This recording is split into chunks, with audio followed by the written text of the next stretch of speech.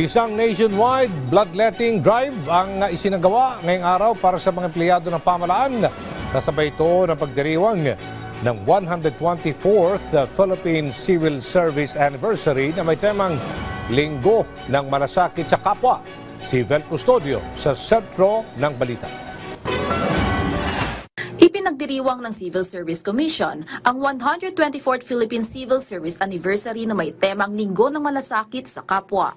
Kaya naman, nakiisa sa nationwide bloodletting drive ang mga empleyado ng gobyerno mula sa 200 government agencies. Siyempre para makatulong na rin po sa mga nangangailangan po ng dugo ng mga blood po namin. Para po panibago malinis rin po yung blood namin. Helps siyempre sa mga nangangailangan din. Check din kasi yung health ko, if okay naman yung health condition ko. 500 ang kabuuang registered sa mga blood donation venue sa NCR, kabilang ang CSC Central Office at Department of Environment and Natural Resources Environmental Management Bureau Building sa Quezon City. Bukas din para sa walk-in sa Central Office venue ng CSC, kaya maaari pang madagdagan ang bilang ng mga blood donors. Magkakasabay na isinasagawa ang bloodletting program sa lahat ng CSC regional offices, simula alas 8 ng umaga hanggang alas 5 ng hapon. May tema ang nasabing aktibidad na dugtong buhay, handog ng lingkod bayan.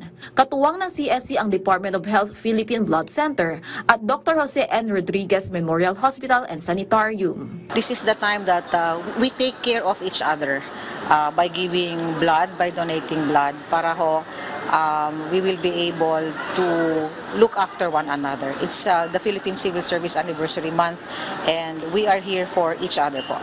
Your CSC, together with all other regional offices and central office, we and the commission as well, chaired by Chair Carlo Nograles and Commissioner Ryan Acosta.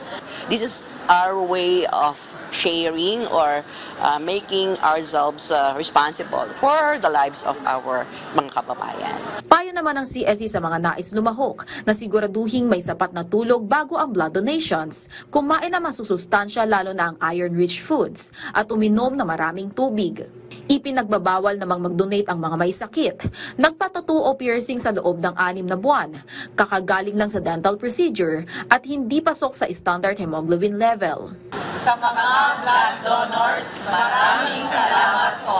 Vel Custodio para sa Pambansang TV sa Bagong Pilipinas.